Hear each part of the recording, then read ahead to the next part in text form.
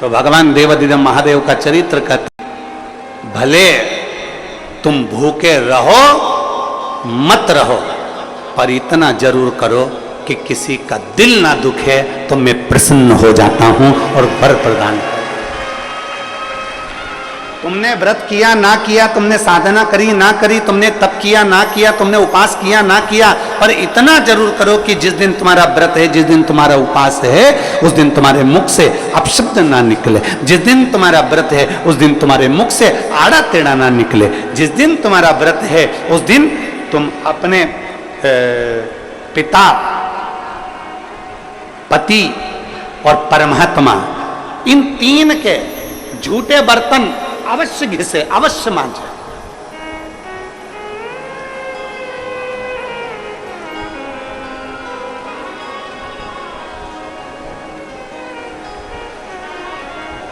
घर के सारे बर्तन मांजने वाली कोई आए वो मांझे, मना नहीं है, पर 3 बर्तन अपने को खुद मांझना चाहिए। पहले नंबर पर पिता के झूठे बर्तन, दूसरे नंबर पर पति के झूठे बर्तन, और तीसरे नंबर पर परमात्मा के झूठे बर्तन हमें स्वयं मांझना चाहिए। हमें स्वयं इन 3 के बर्तन अगर दूसरे मांझते हैं तो आधे से ज्यादा वस्तु पर हक जो बर्तन मांझता है उसका हो जाता है। अब तुम समझ लेना अच्छे से, हम इसको बहुत विस्तार से नहीं कहेंगे।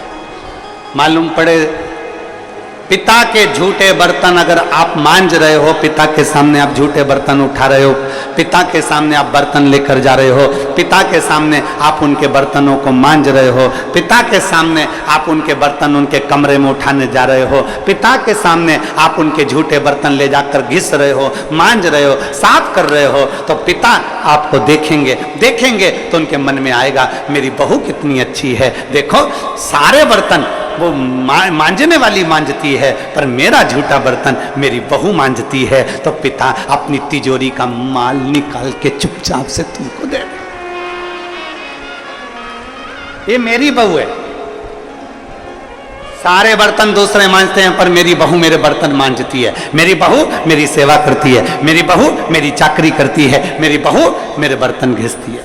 दूसरे नंबर पर पति के बर्तन, पति ने जिस बर्तन में भोजन किया है उसका बर्तन मांझने वाला नहीं, उसके बर्तन पत्नी को मांझना चाहिए।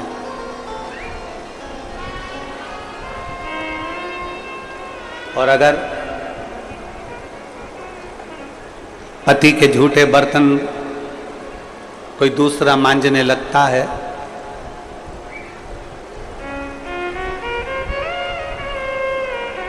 तो एक दिन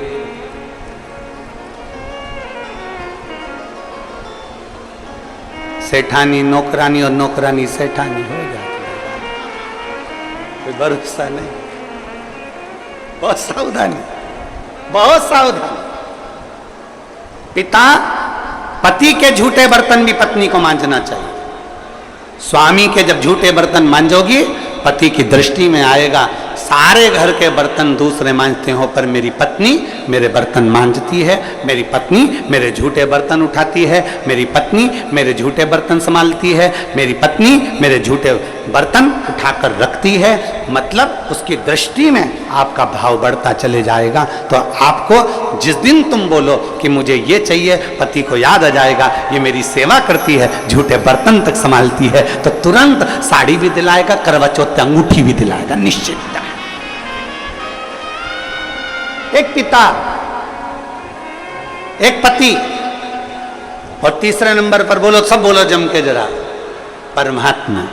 तुम्हारे घर में भगवान का मंदिर है, तुम्हारे घर में छोटा सा शिवालय है, तुम्हारे घर में छोटा सा देवालय है, तुम्हारे घर में छोटा सा मंदिर बना हुआ है, उस मंदिर में तुम भगवान की पूजन करती हो, पूजन करने के बाद भगवान को स्नान कराती हो, स्नान करा हुआ बर्तन रखा रहता है, लोटा रखा रहता है जल चढ़ाने वाला, भगवान के भोग लगाने की छोटी सी कटोरी होती है, भगवान को पानी पिलाने का छोटा सा लोटा होता है, कलश होता है, झारी जी होती है, या कोई गिलास होता है। भगवान का बर्तन, परमात्मा का बर्तन घर की स्त्री को, घर की नारी को स्वयं मांजना चाहिए, वो बर्तन मांजने वाले को नहीं देना चाहिए, क्योंकि परमात्मा ये देखता है कि ये मेरे बर्तन मांज रही है, मैं इसको भंडार भर देता हूं। पिता, सब लोग बोलेंगे कौन कौन के बर्तन मांजना चाहिए, जम के बोलो, पिता, पति और परमात्मा। इन तीन के बर्तन, इन तीन के झूठे बर्तन, इन तीन के झूठे पात्र का घिसना, झूठे बर्तन को मांजना श्रेष्ठ। पिता, पति और परमात्मा।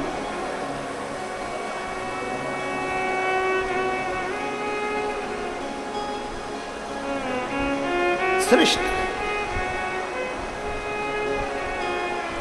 एक विश्वास अपने भीतर जागृत करिए, और जिस दिन शंभु शरणे